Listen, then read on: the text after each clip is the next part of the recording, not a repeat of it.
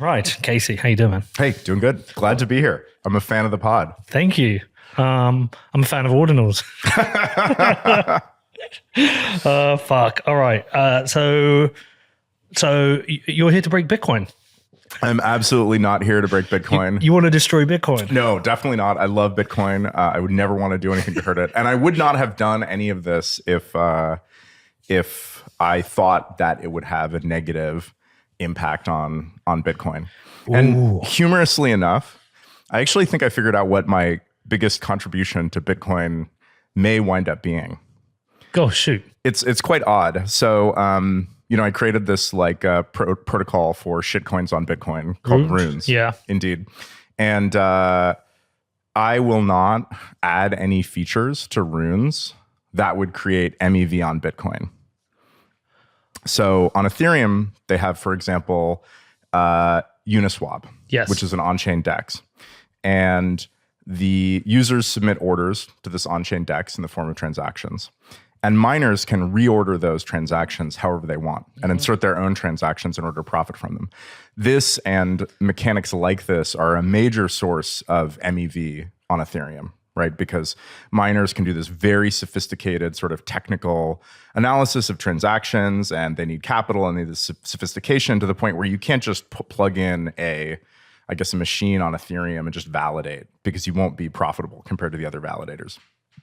So other fungible tokens on Bitcoin that came sort of before Runes all don't care at all about whether or not they add these sort of DEX-like features that would enable MEV on Bitcoin. Okay. But I do, and I will never add anything like that. So in as much as Runes can displace the other fungible token protocols on Bitcoin, that might be my best contribution to Bitcoin. But you may have started a revolution that leads to lobbying to get new opcos, that leads us to eventually having MEV on Bitcoin. So it's essentially your fault. Yeah. I mean, that's fair. I mean, I did sort of open Pandora's box in a way by just showing people what was possible. And it was never my intention to introduce fungible token protocols on Bitcoin.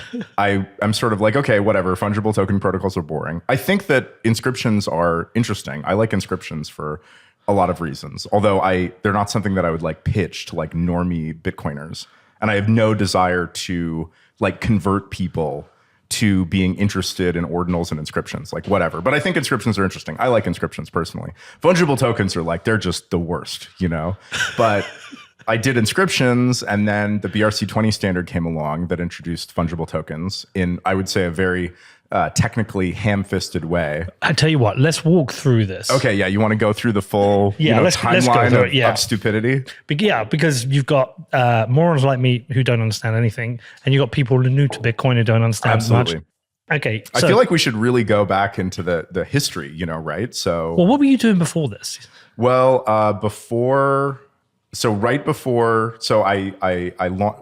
I started working on what would eventually become ordinals and inscriptions at the very beginning of 2022. Yeah. And just before that, I think that I had worked on this project called Agora with my friend Zunka, which is a Lightning file download server. Basically, it's open source software. It's still online. It works. Nobody used it, but it's there. So you start this Agora server and you populate it with files, and you say what you want to charge for each one. And users can go and list the files and click on the file they want to download, and then they get a Lightning Network invoice. And if they pay that invoice, they can download the file. Could that same functionality be used for paying for articles on websites? Oh yeah, sure, absolutely. Yeah. That was the idea. Yeah, but it was hard to install, and I think our sort of model of how people would use it wasn't exactly right. So I worked on that with a friend for 6 months maybe, right before I did ordinals. And then before that, I had a brief period where I was interested in Grin, the old... I remember, yeah. That was a privacy coin that people were very excited about. It has some interesting privacy features. Essentially, it lets you do these non-interactive coin joins. So by default, any user out there can just take a bunch of transactions and mash them together and then submit them as a mashed up bundle. But it had a fair launch and everything, but that didn't really go anywhere. I think I interviewed a guy from Grin very early on in the pod. When did you stop doing like shitcoins? When did you stop doing shitcoins? It was I think 2018. Yeah, I think it was. It was when I did my Lightning series. Yep. And I had a couple of shitcoiners. I mean, I remember vividly. I think it was an interview that you did with a guy from IOTA, which is like a shitcoin par Did I excellence. do IOTA? I don't want to talk out of turn, but I think you did. No, there was a Bcash guy I interviewed. I forget. Are you his sure name. there wasn't some like IoT guy? The tipping point was there was a what is his name? There's a big Bcash guy, Peter somebody. And I had the interview book because I'm part of my Lightning series. And I was on a plane in Boston and had Shinobi fucking terrorizing me, going, "What are you doing? You're fucking disgrace, fucking shit." And he's like going mad at me. And I was like, "It's just an interview. You should talk to everyone." I was like very green. And where was I flying to? I was flying to Hong Kong for Token 2049. And there was no Wi-Fi on the plane. Just because not every plane had Wi-Fi back then. And anyway, so I do this 15-hour flight and I get off the plane. I get onto the airport Wi-Fi and my phone goes into meltdown, like just like messages flying through. And it became this whole debate on Twitter. But I stepped back at that point and went, do you know what? Why am I covering shitcoins? I tell you what, I'm going to cover whatever I use. If I use it, I'll cover it. And so I only used Bitcoin at the time. So I just cover Bitcoin. And then I've covered Monero a couple of times, not because I've used it, but I would. Like, I don't care what anyone says. I've used Monero to buy drugs on darknet markets. There you go. Yep. Yeah. I mean, you just blew the privacy. But like, I know if I wanted to do a particularly private transaction, I'm not technically competent enough to not even just follow the rules of trying to be private on Bitcoin, but not knowing I've made a mistake. I just know with Monero, It's pretty rough. Yeah. I will say that Monero's privacy model is a little, it's not as airtight as one would think, just because there's a lot less volume on Monero. So you always want a bigger crowd to hide in when you're seeking anonymity. Yeah. And that switch to Bitcoin only, I think it happens to a lot of people. Like I had this period, I think it was like 2015, 2016, where there are like all these white papers, like people publishing white papers with crazy things that they claim to do. Yeah. And I'd read these white papers and then I'd get done with them and be like, this is bullshit. Like I just took like 3 hours to read this like bullshit. One time I wrote this incredibly long paper about everything that was wrong with IOTA, which was like, I mean, for me, IOTA is like the shitcoin par excellence. Like it's the worst, dumbest incarnation. And then I think in like 2017 or like 2017, I was just like, no, these are all so stupid. Like if something is out there and it works, like I'll believe it when I see it. But like until then, like I'm just not interested in this stuff. And I've done a couple of Bitcoin versus altcoin shows since to just help people understand. We had a couple of Ethereum shows where like Vitalik and Samson debated. And I don't mind covering, like I'll talk about stable coins on shitcoin platforms because I don't mind the usage. It doesn't matter how much a Bitcoiner will shout at me. When I was in Argentina, I needed some local currency, and the best way to do that was to have Tether on Tron. I mean, I was told have some Tether, and I fucked up and had it on Ethereum. They're like, no, put it on Tron. Yep. You know, it's super quick. Yep. So I did, and you cannot be like in a semi-free market where somebody has they can make their own choice. They don't want Bitcoin. They want the dollar, and the best dollar they can get is Tether on Tron. So whatever you think, how much you want that person to be, no, you should be using Bitcoin. They want that because it's the best tool for them. So I'll talk about that. I'll talk about anything. But Bitcoiners need to understand that. I mean, I would love Bitcoin to succeed in the payments and transfers use case among normal people. And we just need to know what our competitors are, right? We need to be realistic about that. And we need to be realistic about the people who use Tether on Tron. Like, Tron is not decentralized at all. But for these individuals who like, they're not holding a ton of money, they want to transact, it's doing what they want it to do. And at the moment, Lightning is not providing the same experience with the same availability and the same, price stability and everything. Well, I would say to those people, what is a better technology for freedom Tether on Tron versus your Visa debit card. Right. Yeah, absolutely. Like, which is more surveilled, which is more government controlled, which is more free. Yep. I would put a solid argument that Tether on Tron is marginally freer. And so it's a step in the right direction. And let's keep pushing people in those steps. But anyway, look, it's basically a Bitcoin show, but we've come full circle, bring you back today. We're back into shitcoins. Back into shitcoins, baby. Shitcoins. Let's go. All right. So we met at Pacific Bitcoin. Yep. You came and told me about you were doing a serial number system. Yes. Yeah. For SAT. Yeah. So this was like probably in like 2022, maybe sometime in 2022. So in, I think like 2018, 2019, I started to get interested in NFTs. And this was specifically because of a series of NFTs on Ethereum called art blocks. Art blocks are generative digital art. They're very pretty. They're nice in terms of the artistic content. Like they're not just like, dumb monkey pictures or whatever. They're generative algorithms that programmers write that you can feed it all kinds of different seeds and they come up with all kinds of different images. This is sort of a style of art that came out of what you might call like the creative coding scene, which was just, not related to crypto at all. People like making cool pictures on their computer. I had done that a reasonable amount in the past. I had done live visuals for electronic music, always just as a hobby, never any way to make money off of it, never any way to make it a career, zero venue to like sell it, period. So when art blocks came around, I was like, okay, that looks really cool. I've made art like this in the past. I wish I could. It'd be awesome if I could try to sell this, make art and sell it in this way. I started looking at what it would mean to do NFTs on Ethereum, and everything was just like bad. I don't know if it's interesting to go into like why it's bad. Well, isn't one of the main reasons it's bad? It's actually not on Ethereum. It just points to a server, and if the server goes down, that's right. Yeah, you are literally holding a hash. Yeah, it's in exactly right. A lot of NFTs on Ethereum, the actual content of the NFTs is stored on something called IPFS. IPFS is really dishonestly branded as this sort of permanent storage medium. It's basically like BitTorrent. When the last computer like hosting that file goes away, even if you still have the hash of that file is gone. So that was totally unacceptable to me. Whenever you want to make an NFT on Ethereum, you have to write an NFT smart contract, which is just dumb. Like you don't want to write a smart contract. You want to make like an image and you want to like make a token out of that image. You don't want to have to like write Solidity, write code. It also means that technically, if you wanted to be really good about your custody of NFTs on Ethereum, you would have to audit each NFT's smart contract individually. It's like you get a painting, and then to know that somebody can't like take that painting in the future, you have to read all this like complicated source code to figure out that there's like no backdoor in the painting. So also, Ethereum, many problems with Ethereum that have been discussed ad nauseum.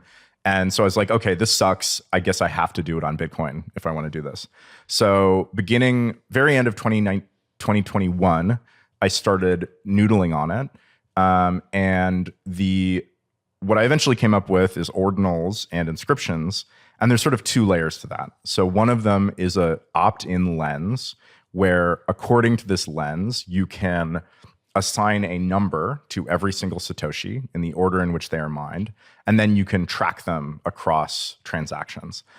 This is not part of the Bitcoin protocol. This is a opt-in lens. It is a consensual hallucination that I invite people to participate in, which is why it's always very funny to me when people on Twitter go, ordinals aren't real, guys. Like, and look, the creator admits it. Like, this is not like a slam dunk. Like, it's a shared hallucination. Everything is a shared hallucination, right? Like, why do you think when you accept Bitcoin as payment for something, like, why do you accept it? It's like, well, you look at this piece of software that like tells you, right, that you've accepted it, and you also look at like the implementation of the software, and you see that this provides certain guarantees, and somebody can't just take it. Ordinals is exactly the same. But where does the ordinal software sit?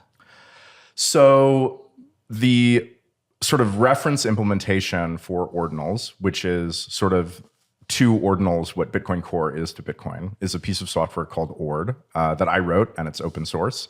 And if you want to directly participate in ordinals and inscriptions, you would run a Bitcoin Core node, and then alongside it, you would run an Ord node.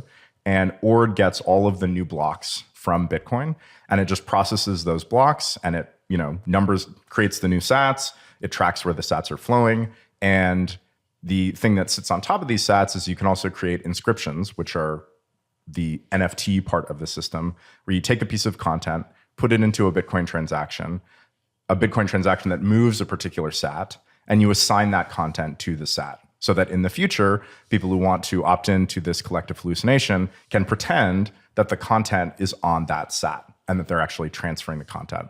But yeah, so Ord is just, you run Bitcoin Core. It tells your Ord node about all of the transactions that are happening on Bitcoin. Ord processes each block, and it indexes the sats and where they are, the inscriptions and where they are and what they contain, and these days, the runes and what the rune balance of each UTXO is. Can it number every sat, or can it only number the first and last sat in a UTXO? No, it can number every sat. How does it number every sat when a UTXO is a total amount of sats, Sure. but they're not individual ones? Yeah. So it is, you can sort of imagine a transaction, right? And it has inputs and it has outputs. Yeah. So imagine each input as being a stack of poker chips for each sat in that input. Yeah. And then what you do is you take the sats, these let's say you have like 3 inputs. You take these 3 pile of poker chips and stand them on top of each other. And then for each output in the transaction, for each sat and each output, you take a poker chip from the input and you put it in the output. And it does that for every single sat in the outputs. But those sats don't individually exist in Bitcoin. You're individually creating them in Ord. Yeah, that's true. I mean, according to Bitcoin, a UTXO is a fungible bucket of Satoshi goo. Right? Yeah, because you can number blocks of Bitcoin in that you number them from the block they came in. Yes. But from the very first block, the Coinbase 50 Bitcoin, again, that's just a stack of goo. Yes, not even a stack of goo. It's just a pile of goo. Yeah. So so according to Ord, if you're talking to your Ord node, Ord will tell you that the first block 0, created 50 Bitcoin. Yeah. That is 5 billion Satoshis. Yes. And it numbers them 0 through 5 billion minus 1. Ord does. What's that? Ord numbers them. Ord does. Yep. So wait. Yeah. So we have think about the Coinbase transaction of the first block. Yeah. As having a single input, and Ord says, okay, this input is the Satoshis 0 through 5 billion in a particular order. Yeah. And then it goes, okay, this has one output. This output now contains the Satoshis 0 through 5 billion in this order. Now, let's say if Satoshi, actually the first block isn't a good example because the first Coinbase output is unspendable. But let's say Satoshi wakes up and decides to spend the Coinbase reward of the second block, block 1. So that is Satoshi's 5 billion through 10 billion. And let's say Satoshi creates a transaction with no fees, and it has 2 outputs, one worth 10 Bitcoin and one worth 40 Bitcoin. Ord will say, okay, this is taking this output of 10 billion or 5 billion to 10 billion from block 1. And the first output is going to get Satoshi's 5 billion through 6 billion, because that's one, or 5 billion through 6 billion, because that's 10 Bitcoin. And then the next output is going to get Satoshi's 6 billion through 10 billion. So even though the Satoshis do not exist in any particular order in Bitcoin, that is no impediment to coming up with an ordering and a numbering system and a system of moving the Satoshis from inputs to outputs such that the ordering is preserved. But the identification and numbering of the Satoshis only exists within Ord. There's nothing in Bitcoin that does this. Nope. And are you at the point where Ord processes a block, you are actually doing that, or are you just saying this block is 1 to 5 billion, and then you're really only numbering them at the point that UTXOs break them up? You're not going database Satoshi 1, database Satoshi. But this is a distinction without a difference, right? There's no, it is true that, so Ord, when it indexes Satoshis, it stores them in ranges. this is just an optimization, And right? but is a range a UTXO that it has, No. or an input and an output? No, actually, a range is any time that so Satoshis start out in contiguous ranges in a single range when they're a Coinbase output. But then when that range is split in a later transaction between two UTXOs, two new ranges are created. So every time there's an output, there's a chance that it will split one of these ranges and there'll be a new entry in the database. But from the user's point of view, this is just an invisible optimization that happens below the scenes. The database could track every single individual Satoshi. It would be much slower. Yeah, of course. And that yeah. wouldn't really it doesn't really make any difference. Yeah, it only really matters at the point where you isolate a Satoshi and spend that as a single Satoshi. No, because it's when you spend a single Satoshi, that's when a range will be split. And if you are spending a single Satoshi, at that point, the ORD database will be tracking a one Satoshi range. Okay. What happens to the fees? How do they get numbered? So when a transaction spends Satoshis as fees, so you have like the Coinbase transaction, and then below it in the block, you have all the transactions that are in that block. When those transactions pay fees, they go into the inputs of the Coinbase transaction because those fees are eventually going to go out of the Coinbase transaction. So for simplicity, let's say we have a block with one transaction that pays 1 Bitcoin in fees, and we have a 50 Bitcoin block reward. The Coinbase transaction, it can spend 51 Bitcoin, the 50 Coinbase reward, or the 50 subsidy, and the 1 Bitcoin fee, which together are the Coinbase reward. The output of that Coinbase transaction, let's just say it creates a 51 Bitcoin Coinbase transaction. The first range of sats in that output will be the 50 Bitcoin from the Coinbase transaction. And the second 1 Bitcoin range will be the output from the fees. And any other fees in that block will just be ordered after those fees. Sorry, let me just ask this for my... So if those fees are from previously spent transactions, are you identifying that range going into the part of the block reward? So like, say you had say it was there was like 2,000 sats and they were number 5 billion to 5 billion and 2,000. Did they go in as a range into that block reward? And therefore, as a block reward, a bunch of different ranges. Yes.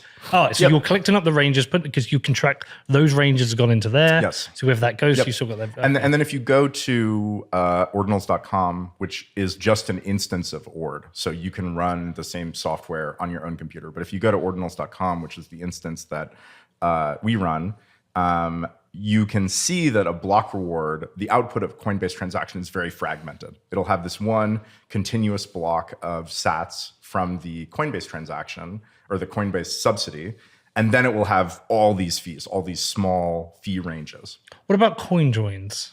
Does that confuse things at all? No, coin joins doesn't confuse anything because, when I mentioned that, like, okay, there's this rule for how the inputs are transferred to the outputs. For the purposes of ORD, a Coinbase transaction is just a transaction with a bunch of inputs and a bunch of outputs. So it is true that when you do a coin join transaction, if the coin join is done correctly, you will end up with somebody's sats, right? You'll get some other person's sats, and they won't be the sats that you put into the transaction, or they might be if it happens to line up. But from the point of view of ORD doesn't care. Or just said, okay, here's a transaction with a lot of inputs. These sats go here. These sats go there. Right. Is there anything within Bitcoin that breaks this numbering system? No. This numbering system, actually, you could have done it on the day one 2009 client. No, but I'm saying, is there anything new that's come? Any kind of mixing, privacy? No, it would have to be a really radical change to the way that Bitcoin works. You couldn't do it with Monero, for example. I mean, I probably could. Oh, really? Yeah, probably. I mean, it'd be heinous, but I probably could. But isn't there a problem with Monero? You don't know the amounts? Yeah, so you don't know the inflation. Yeah, you don't know the amounts. Yeah, that's true. Yeah. So if protocol level privacy comes, that destroys ordinals. I wouldn't say that it destroys ordinals, because if we have protocol level privacy, Bitcoin always adopts changes via soft fork. So presumably, if we have protocol level privacy, you'll still be able to transact with unshielded coins Yeah. with legacy Bitcoin transactions. And so the legacy Bitcoin transactions will continue to use ordinals. The way that I would probably deal with this, if there was a pool of shielded transactions where you didn't know the inputs, outputs, orders, or amounts, I would probably just treat them as this big pile of sats were going in there.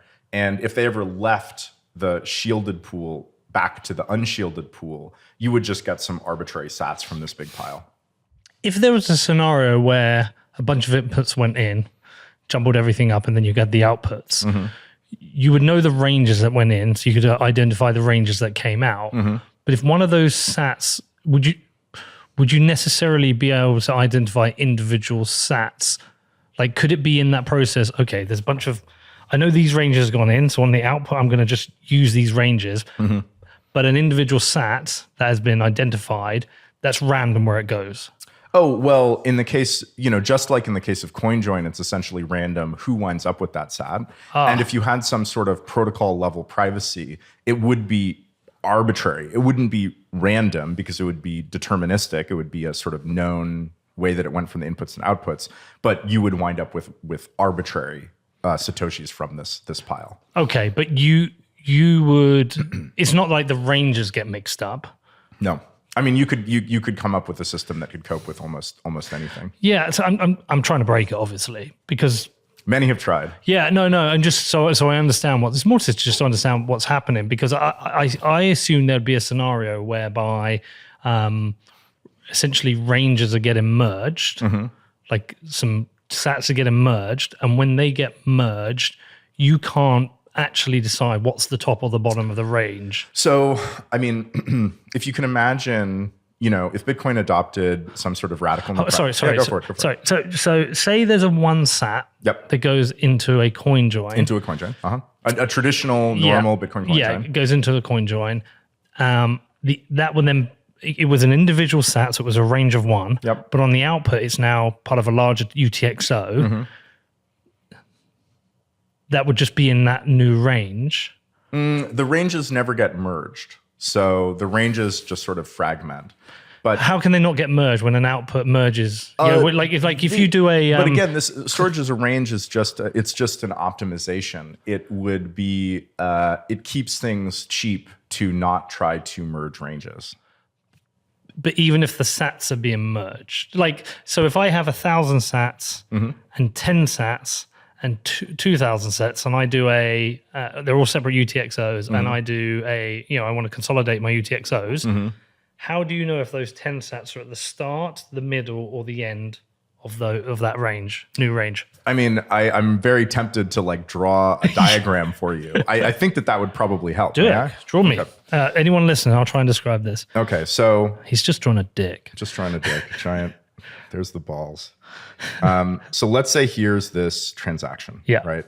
And this transaction has some outputs. And I'll make these outputs different sizes because they're different amounts of Bitcoin. And then we have let's say an output here and an output here and an output here, right? And then on top of these, we have these sat ranges here, right? Boop, boop. And then let's say we've got a sat range here and a sat range here, and then 2 sat ranges here. Yep. Right? There's our sat ranges. So all ordinals does is it literally moves them to the right. So, okay, so this one was first. So this output gets this range. This output gets this range too. Now we sort of, looks like this range gets split. So we have, this is this range part, A. This little range gets split here. This was part of the bottom of that. It looks like this guy gets this range as well. I should have drawn it with more splits. But you can see that the ranges, they just go from the right to from the inputs to the outputs. And whenever a range lands on a UTXO boundary, then it gets split. So the ranges can get split. The ranges can get split. Yep. And a coin join is just some transaction that, according to the network, looks like a very normal transaction, but it just has a bunch of different owners of each input UTXO and a bunch of owners of the different output UTXOs. Right. If you... Okay.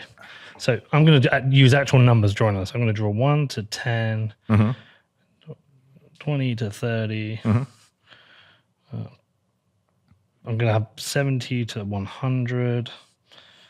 And because these could be, when you get ranges, they they're crazy numbers in the trillions. To 120, 140 to 150. And say I spend...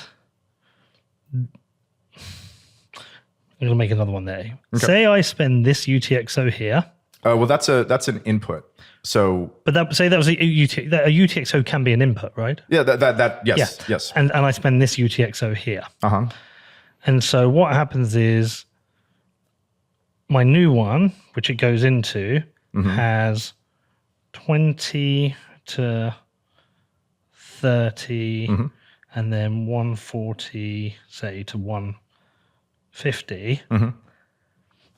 Does that thing, is that essentially got two ranges within that UTXO? That's right. Yeah. A UTXO can contain any number of ranges. Okay. And that's what I meant about fragmentation. If you go to ordinals.com and look at your CoinJoin, or not a CoinJoin, a Coinbase output, you'll see that it has tons of ranges. A single UTXO will have the reward, the subsidy, I should say, and ranges from all the fees. So you can be hundreds of ranges in a single UTXO. Okay. Say you give up on this. You're like, I'm done. Yep. Fuck this bullshit. Yeah. What happens to Ord if no one works on it? Oh, yeah. Kind of nothing, actually. Ord, I mean, the nice thing is that Ord is not like Bitcoin, where if everybody just stopped running Bitcoin, we would sort of have problems, like the Bitcoin network would sort of stop. You can run Ord, and then you can turn it off, and you can delete it from your computer. Forget all about it. Yeah, and then you can go to the store and get another computer and download a copy of Ord and sync Bitcoin, and all the data will be there. You'll catch up on everything that happened since then.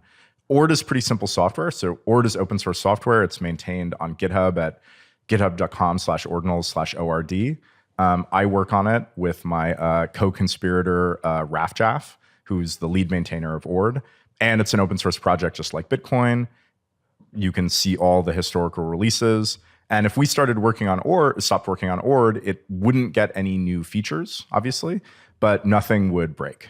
What stops you fucking with Ord for your own benefit? Same thing that stops people fucking with Bitcoin. A weaker version of that, right? Okay. Yeah, what stops people? So we've got 5 maintainers.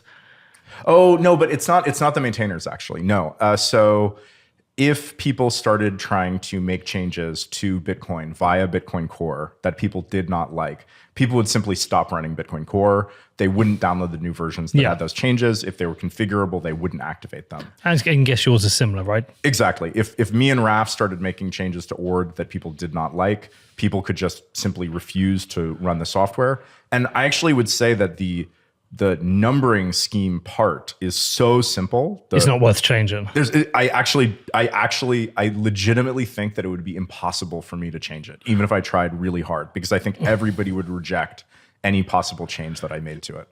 You could do a thing where you add a decimal to sats if you wanted to. No, I don't think that would work. The reason, because you can't spend those. So I can't spend them as a UTXO, so it's pointless. Exactly. Yeah. No. Okay. Because Ord this numbering scheme, it really mirrors very closely functionality that exists on Bitcoin. For example, even though Bitcoin doesn't track the numbers of Satoshis because they're not real, it does make sure that you can't create coins out of thin air. That coins can only enter the system via the block subsidy. But a normal transaction, the inputs equal the outputs minus the fees, and the fees show up in the block reward. So Ord actually uses that. All of its numbering is dependent on Bitcoin Core enforcing that. So there's actually no logical reason to update the numbering system, because the next question was could Ord fork? And some people run different and we run Ord dark that does this. Yeah. But the numbering system is just there's no logical reason to change it. There's no degrees of freedom. There's no I wish it worked like this.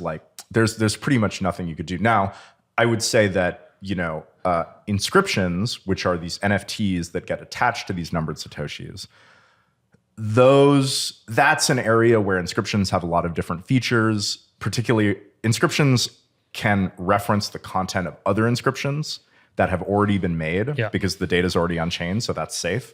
And there's lots of features around that. There's like this parent-child thing, which is the way that you can do collections of inscriptions.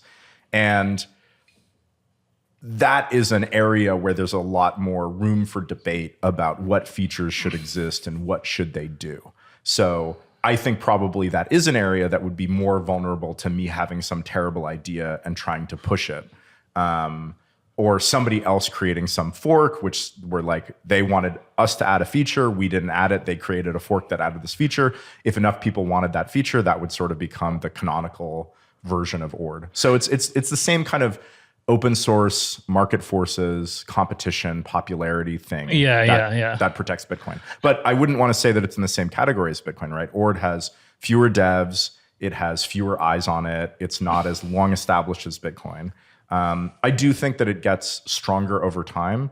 The longer Ord exists and the more people get used to it, the more people build services around it, the harder it does get to change. And say I mine block 800,000, and I know I've got that first sat in the UTXO, and I want to sell that sat. Someone's like, I'll give you $1 million for that rare sat. I obviously cannot do that in a lot of wallets because a lot of wallets will just randomly pick a single sat. So I have to. It's basically the first sat I spend from that is that sat. And you can do this in Sparrow Wallet. So Craig Raw, God bless his soul, he's doing amazing work. He added the ability, not for ordinals, but for his own purposes, to select the order of inputs and outputs in a transaction. So now you can do these sort of ordinal aware transactions in Sparrow. If you know you have a particular sat in a particular location in UTXO, you can go into Sparrow and you can do surgery on your transaction and make sure the sat winds up as the first sat in a UTXO at some new address. So it really is.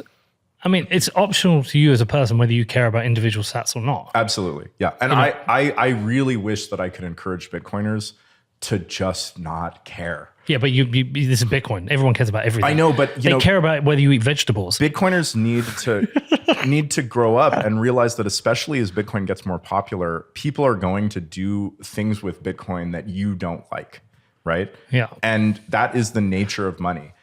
Like, people buy Funko Pop dolls with the US dollar, okay? Yeah. I think Funko Pop dolls are ugly and stupid and a waste of money, okay?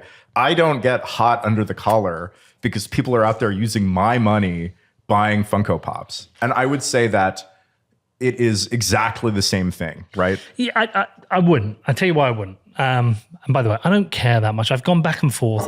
Another problem with Bitcoin is if you have an opinion, you change it. It's like, you're fucking dead to me. You said this and now you think that. Yeah.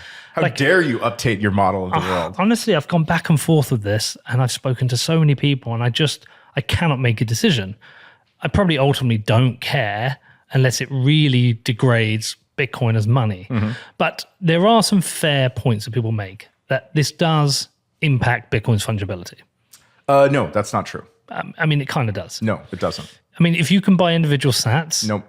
Okay. It does not. This is something I'll be pretty strong about because nobody uses ordinals for chain analysis of normal Bitcoiners who aren't using ordinals. So if you're using ordinals is a public system, right? And you're like making inscriptions and you're trading like rare sats in these very specific patterns. Yeah, you can use ordinals and inscriptions to track those users' on-chain activities. But for a normal Bitcoin user, if you want to track them, the signals that you would use are those from traditional chain analysis and not from ordinals. Ordinals is worthless.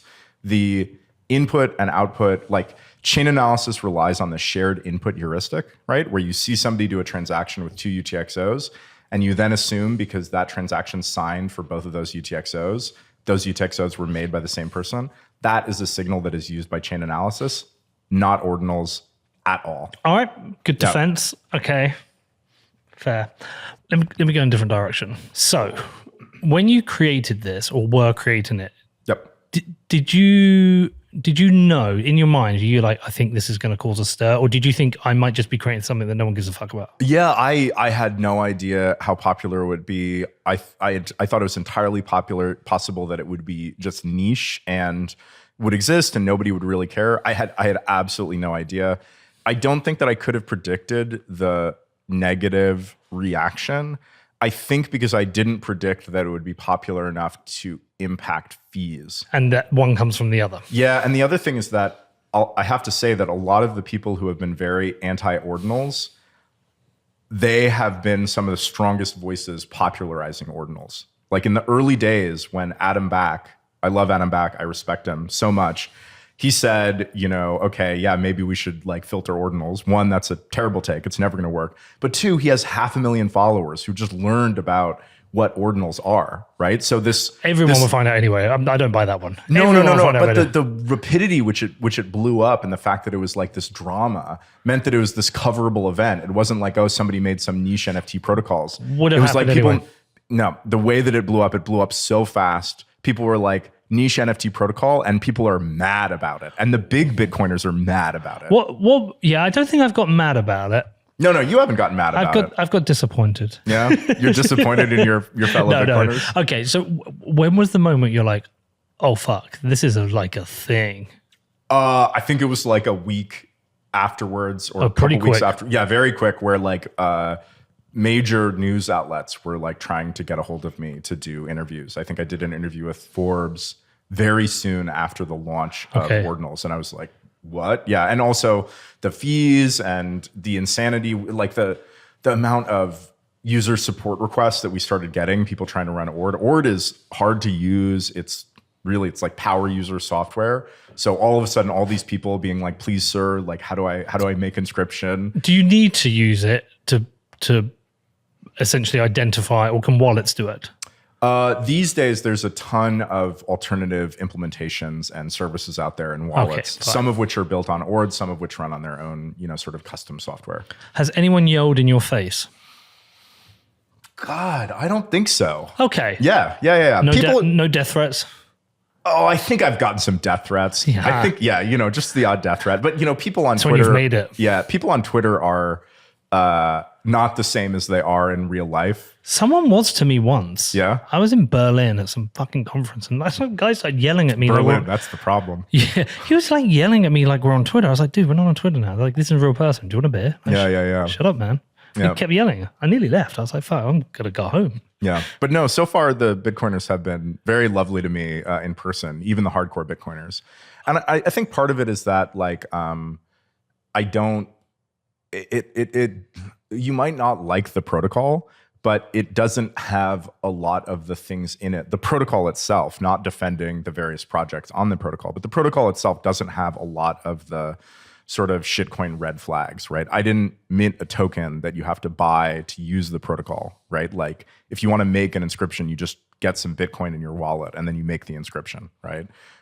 This is not to say that there are not shitcoiny inscription projects and shitcoiny runes projects. Runes are the shitcoiniest of all, but the project itself is not, doesn't have those trappings. So I think it makes people get a little bit less mad at me because they're like, okay, maybe Casey is misguided, but he's just some like open source hacker. They're more mad at Udi, really. I mean, Udi has an incredibly toxic and divisive Twitter presence, which I don't think is helpful for anything. I don't. He just engagement baits, and if you get mad at Udi, you played yourself. Well, I'm again more disappointed. It's just like Richard Hart behavior. It's just like cult behavior. It's just annoying, but whatever. Hi Udi, I'm sure you're listening. Okay. So there was there was and has been a large impact on fees, but not sustained. No, it's been bursty. Yeah, and actually, it was quite fun to watch it around the halving. Danny nearly either won or lost a bet. I can't remember he said it would or wouldn't. But he said there'd be a 50 megabyte block, and we got 50 megabyte block. Sorry, 50 Bitcoin block. Oh, Not 50 megabyte, 50 Bitcoin block. And he had a bet on it. And do you remember what the total reward was? I think we got a 43 one. Damn. I know. Damn.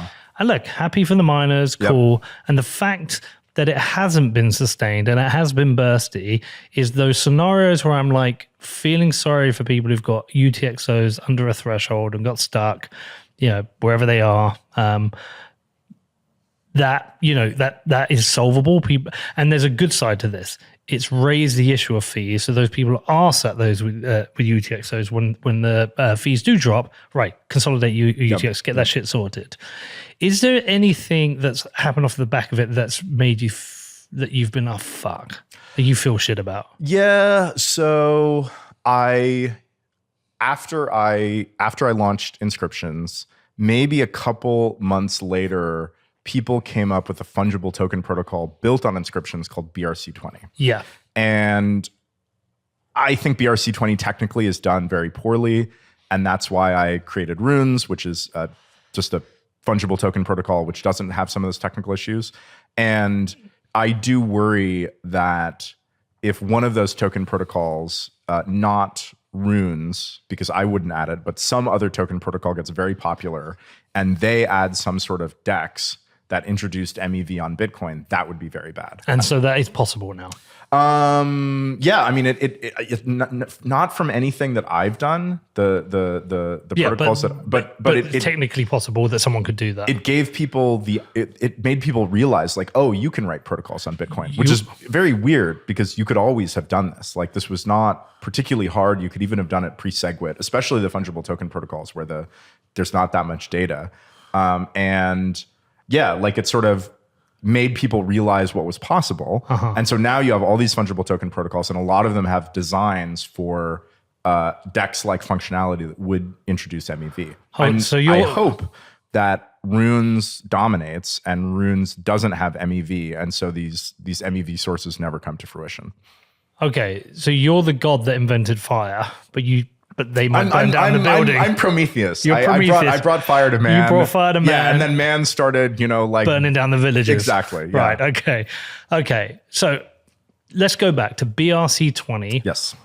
That is a separate protocol that sits on top of Bitcoin like Ord does? It sits on top of Ord. Oh, it sits on top of Ord. Yeah. So so what they do is they inscribe these JSON blobs. JSON is just a way of serializing data. And in inscriptions, they make inscriptions with these JSON blobs.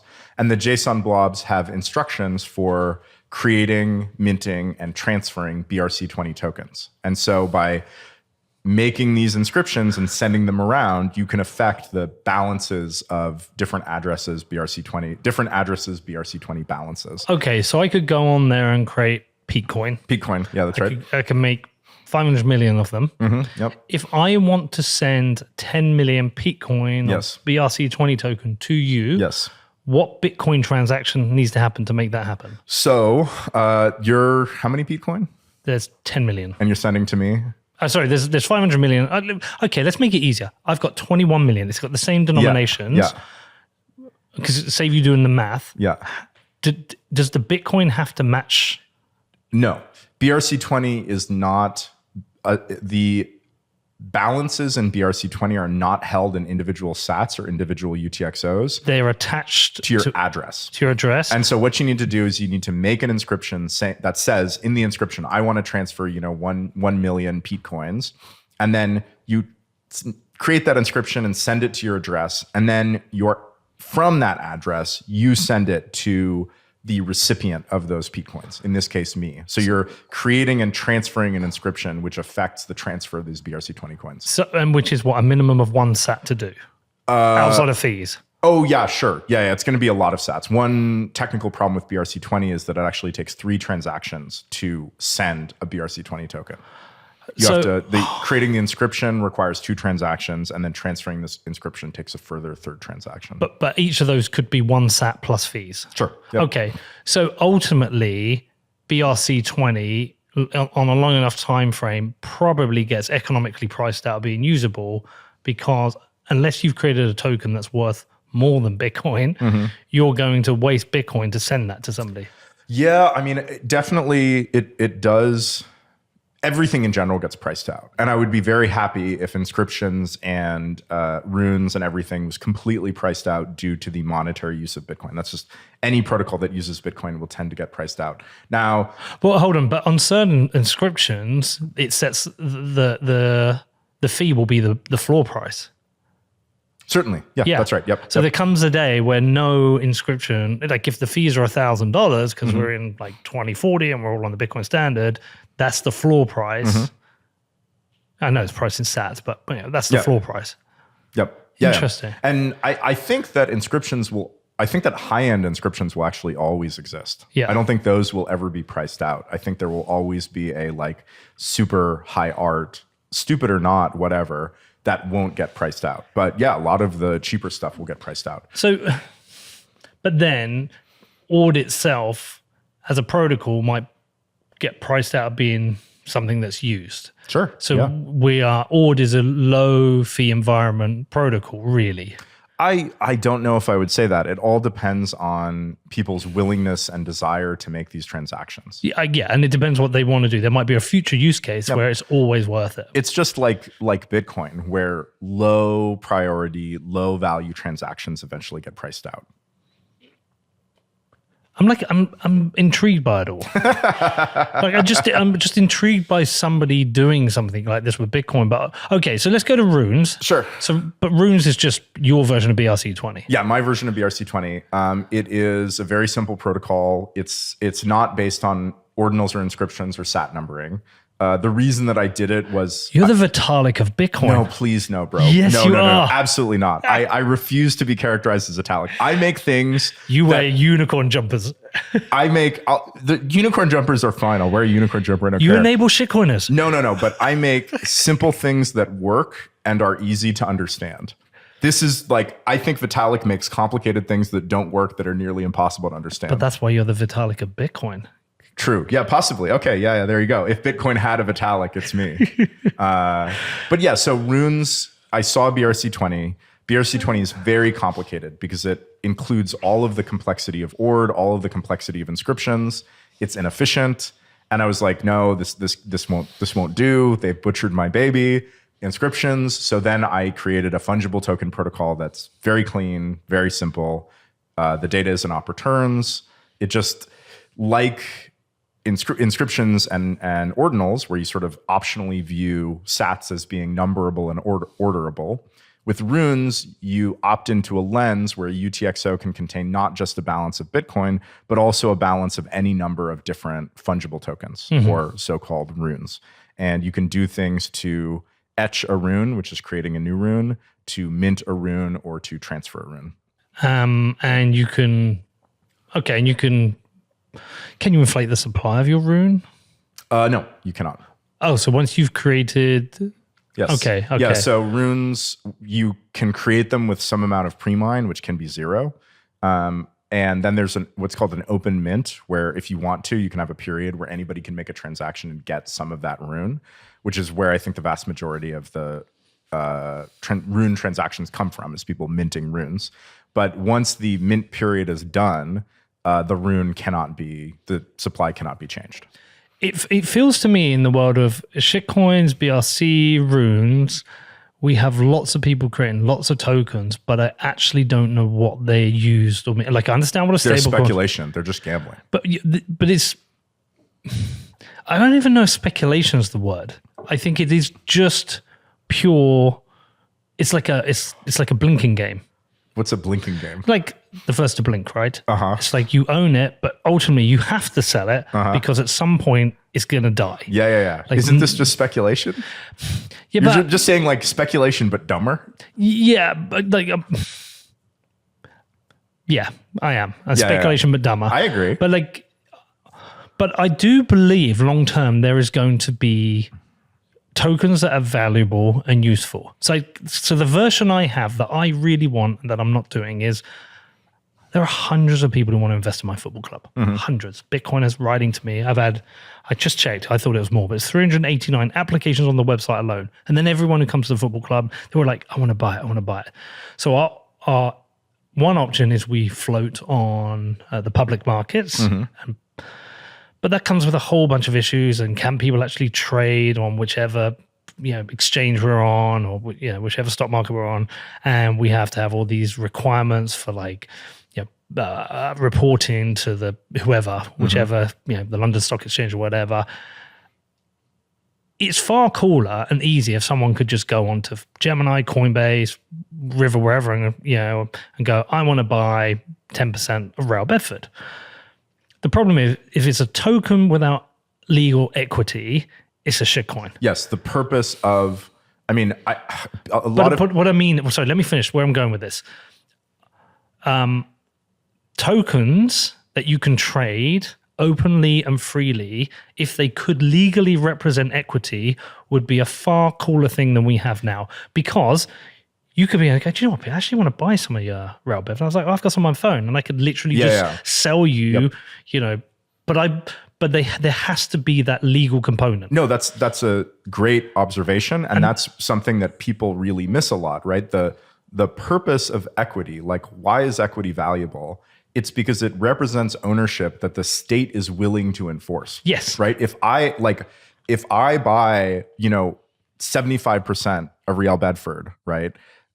What I am buying ultimately is, if there's some kind of dispute, I can go to the courts and they will say, Casey owns 75% of this company. He can do what he wants with it. That's what you're buying. So putting equities on chain or on tokens, they're not really a technical problem.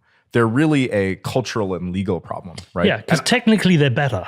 Technically they're better. And technically, you can go out and say, oh, this is equity in my company. But if the state isn't willing to legally enforce that equity claim, or declares that there's something illegal about the way that you've issued it, then it's worthless. And it makes sense for the laws to evolve to do this. But the problem is, I think there will be some gatekeeping from the traditional stock markets, because the NASDAQ and the London Stock Exchange and whoever, the FTSE, they're not going to want to give this up. No, and also governments have been, there used to be bearer stock certificates, meaning that you could have a pile of stock certificates in, like, Apple at home in your vault, and then you could give me some of them or sell me some of them, and then I could show up at, Apple and, like, get my dividends or whatever, without the transfer of those shares having to be recorded anywhere. There were bearer shares. Whoever showed up with those pieces of paper was the legal owner. Those have been extinguished. It's no longer possible to issue bearer shares almost anywhere. Hold on, is that what they're stealing in Die Hard? Oh yeah, probably. Yeah, if they're stealing shares. They were stealing bits of paper. Yeah. Those are probably bearer shares. Yeah, and governments have worked very hard as part of their general trend towards financial surveillance to eliminate bearer shares. Yeah, and look, the truth is, even if I was 100% honest, if I go and tokenize 10% of the equity of Rail Bedford, and it's not legal enforced, it's only trust in me that does that, I'm going to get called a shitcoiner. Oh, my absolutely. reputation will be marred. And also, it's sad, because there are Bitcoiners out there who want to own part of our club. I want to sell them part of my club, but I don't want to sell individual amounts of equity through lawyers, because that's expensive and takes time, and we're not in a place to float. Yep. But actually, if you had something like this, what a great way to raise funds. Yeah, it'd be sweet. It'd be awesome. That'd be awesome. We're not there yet. Maybe in 50 years, maybe. Well, so I think Bitfinex have done their securities exchange, which is a token-based exchange, which I think is registered in El Salvador. I think they're trying to do it. There is the liquid token for Blockstream, the mining token, but I don't know how that is also legally enforced. If I had a way to legally enforce it, I would tokenize part of the equity of Rail Bedford. And if anyone argued with me, I would say it's a legal contract. Yep. It's the same legal contract as us going through lawyers and me selling you equity. There's no difference. So it's not a shitcoin, it's a legal contract. But I can't get there. Yep. But this is the reason I'm not entirely against everything you're doing or the idea of tokens, because I know that end goal makes sense. Yeah, I think it makes sense. I think that a lot of the things that people are using runes for right now are just speculation. Like, I call it like the intergalactic casino or whatever on Bitcoin.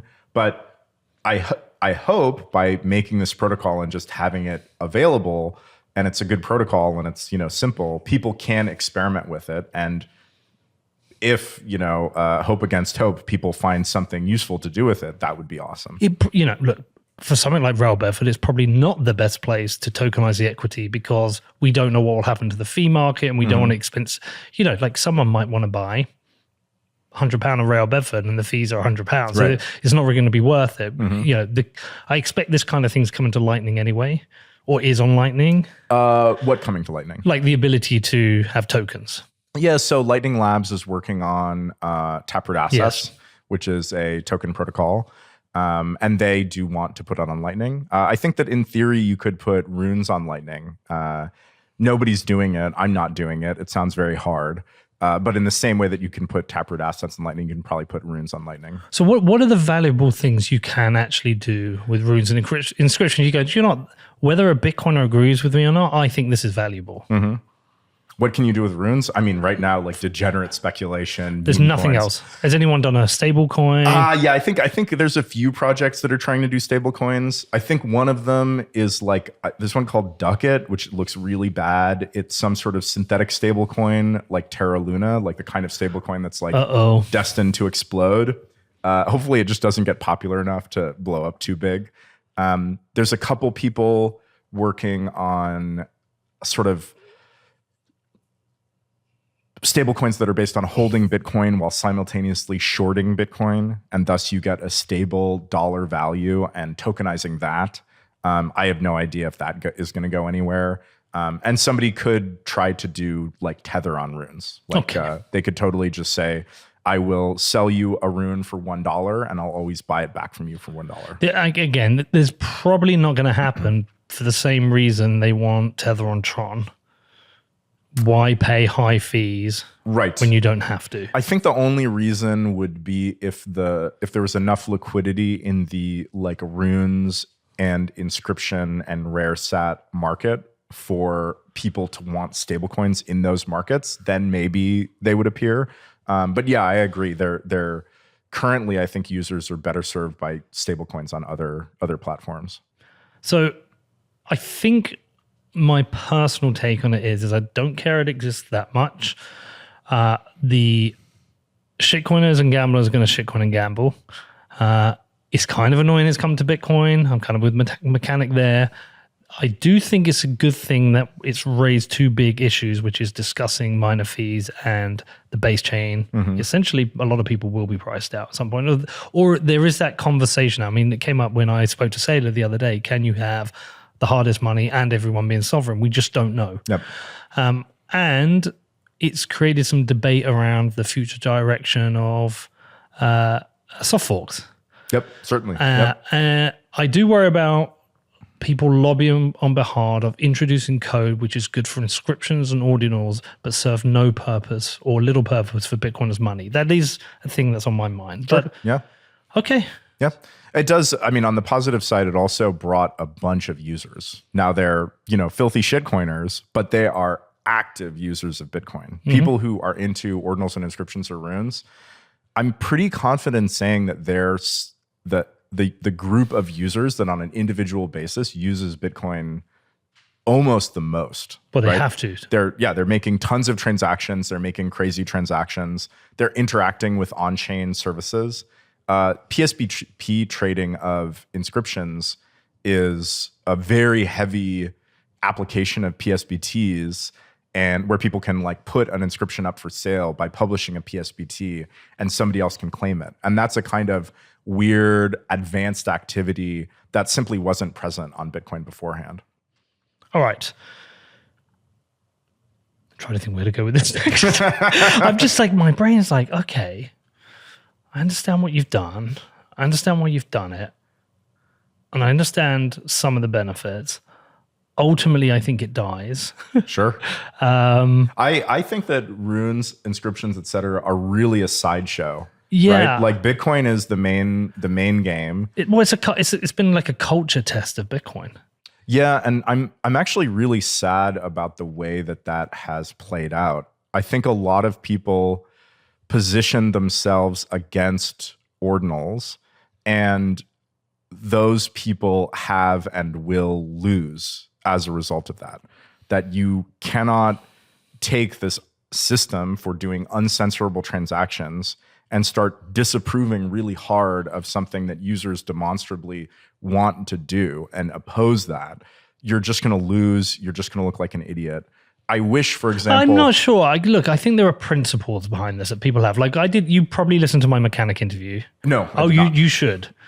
Like, whether, like, he's on the opposite side of you. I know. I think I'm aware of Mechanic's views. But it comes from a point of principle. Sure, but Mechanic is also helps run a Bitcoin mining pool at a time when we desperately need more independent Bitcoin mining pool. Agreed. And he is gimping it. He is making it less profitable, and it will be less competitive, and it has more of a chance of going out of business. So principles are one thing, but I think that if he was able to actually weigh the costs and benefits, he would go, okay, it's probably more important to have an independent, profitable, successful mining pool than it is to take a pointless stand against inscriptions that won't actually do anything. I don't know. Look, ethics in granite, yeah? What does that mean? It's like some Pomp said to me earlier. It's like ethics in granite, opinions in sand. Mm-hmm. You form your ethics. You make your ethics hard, right? Sure, but I think if you actually do, sometimes ethics come into conflict with each other, right? And for ethical reasons, I would very much like strong, decentralized, independent Bitcoin miners.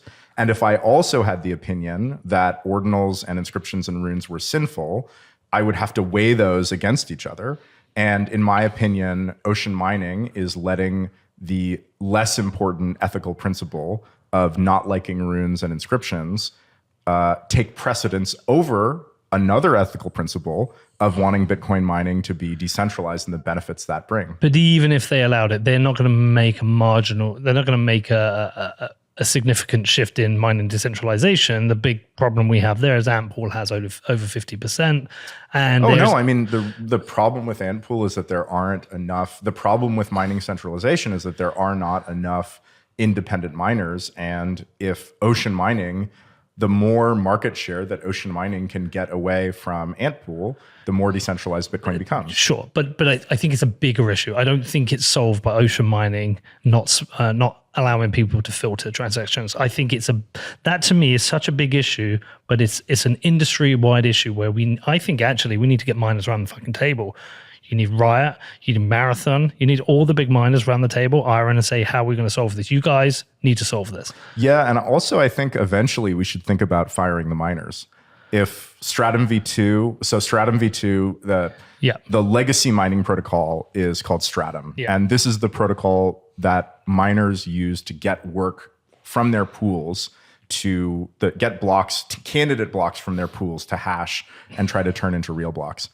Stratum V1 has been around for a long time. It's a plain text protocol. It's very insecure. And in Stratum V1, mining pools pick the block templates, which include the transactions that they send to miners. Stratum V2 is an upgrade to Stratum V1 that, among other things, can allow individual miners to pick the block templates instead of the pools. And this is a huge benefit because there are way more individual miners than there are for mining pools. If, for example, Stratum V2 has been around for 5 years and nobody is adopting it and mining decentralization is looking really, really grim. Do we know why nobody's adopting it? So I think it's early. I think Stratum V2 has not been around for a long time in a usable state. I think miners move very, very slowly, and they're so technically unsophisticated. And I'm risk averse. Risk averse, but the technical insophistication, I've had conversations with miners where I've just been aghast at their level of understanding of what's going on. But a round table with the biggest miners to say, what is stopping you do this? You should do it. You need to protect the network. Yeah. A concerted effort. Round tables worry me, but the general idea I agree with. Yeah. Just get on their case and figure out why they're not doing it. Ocean filtering is not going to make a difference. It's making no difference. It's a small difference. Sure. But I still don't think I think the issue it's not like things would change overnight. I just worry as long as Ocean doesn't go out of business. I hope that Ocean is able to remain competitive. I think they'll be fine, but I think the issue of miner centralization is in the same place on the table, whether or not they filter. And so what I'm saying is like for someone like McCann, I don't understand that attitude. Like if you have a big problem, you want everybody to be working and trying to solve it as best they can, right? but problems are subjective, and they think what you're doing is a problem. Sure. But again, I said ethics in stone, but ethics, you have to weigh them against each other, right? Ocean mining is making choices that make them less profitable. But we're going around in circles. The point I'm just so we don't keep going around in circles. They've made their ethical choice that they think it's spam and they're filtering. And I don't believe them not filtering makes any difference to mining centralization. I think is a little bit straw man-y. And I think we can separate the two. Mining centralization just needs solving. Every miner listening needs to get around the table and they just need to solve this because it's important for Bitcoin. But what I'm saying is there are people who have a set of ethics of what they believe and are happy to make less money. This podcast, I made a decision. There's certain sponsors I went up, which might sound ironic, seeing as I've had a few sponsors that have blown up. Some other people have even stronger ethics around sponsors than I have and have rejected companies I've had. They could have made more money. You know, Stefan Livera, if he'd have had BlockFi, he would have made more money. He made an ethical decision that he thinks, well, I don't know if they approached him, but I made a moronic decision and it was wrong. So we can all do that in life. Any business can make ethical decisions about whether they want to make money or something or not. Sure, and I think that's fine. They would say it's spam, a bit like Satoshi Dice was considered spam. I guess you don't think it's spam because they're valid transactions. I mean, I think that it doesn't matter. I don't think it makes sense from the point of view of the Bitcoin network to look at some transactions and decide you like them, what they're doing, and some transactions decide what you don't like, what they're doing. They're paying the fee. Bitcoin is supposed to be a permissionless, censor-proof system. If ocean mining was able to successfully filter inscriptions, that would probably be a negative signal about how decentralized Bitcoin was. I mean, but they can create the templates that people can filter them. No, out. but I mean, if long term, right, miners were able to go, users want these transactions, they're paying these fees, but we're all going to decide they're spam. That's exactly the kind of miner coordination which we would not like to see for censoring quote unquote legitimate Bitcoin transactions. And it's the same power in both cases that would let them do so. I'm just trying to work it through my mind. Is this censorship or is this the free market? Is it me having a private business and deciding who comes into my bar? Well, we don't want Bitcoin to operate like a private business. We don't want the ability to get into blocks to be the same as the ability to get into a bar. It is true that, any individual I'm following miner, what you're saying. but it's like overall, we want users to be able to submit transactions that pay fees that get into a block in a timely fashion. Mm-hmm. As long as the code allows it, if the code allows it, that's what the collective will of Bitcoin has decided that Bitcoin should do. And so blocking anything is essentially censorship. I can agree that. Like Bitcoin is the collective will of everyone involved. Sure, yep. Every bit of influence, whether it's a podcast, the developer, we are where we are because the collective will has taken us there, which is the coolest thing about Bitcoin, right? It is the result of the collective will of a whole bunch of people in different ways. And this is the collective will has brought us here. Someone saying it's for money, someone saying it's for NFTs, it doesn't really matter. It is what the user wants to use it for and where we've decided to get it. If the collective will took us somewhere else, then the collective will takes us somewhere else. Sure, yeah, I think that's about right. Kind of proud of that. Yeah, I think I'm like where I was at the start. I kind of don't care. Yeah, I would really encourage Bitcoiners not to care. It's not my intention to shill inscriptions or runes to Bitcoiners. I think that they are, if you're into it, fun, but ultimately it's like speculation. There is some like very small amount of good art, but for normal Bitcoiners, I think it's like, don't care. Bitcoin's destiny is high fees. If we want to maintain the 21 million cap, which I think we will, we need to have chain security be fully subsidized by fees. Mm-hmm. I'm very happy to have a new source of fees. I don't want to wait until it becomes a problem or just assume that, at XY future date, hyper-Bitcoinization will take off and that'll solve the fee problem. I'm very happy to have multiple sources of fees before it becomes a problem. And if worldwide adoption happens, I'm very happy for ordinals, inscriptions, and runes to just be completely priced out. That's fine. So what now? Have you got any other things you're working on to break Bitcoin? I do not. If you look at my, my oeuvre so far, I've basically just taken things that have existed in other places and in other forms and just copied them, right? I was like, I want NFTs. NFTs on Ethereum suck. I'm going to make NFTs on Bitcoin. Oh, look, I don't really want fungible tokens on Bitcoin, but look at this fungible token protocol. It's not very good. I'm going to make a better version of it. Yeah. All the other problems, like working on like an L2 or scaling or markets, they just seem so hard. So yeah, I don't think so. I have a project that I sort of had, after launching Runes, I had a bit of like postpartum depression, right? Like super hyped, working on the code, very stressed.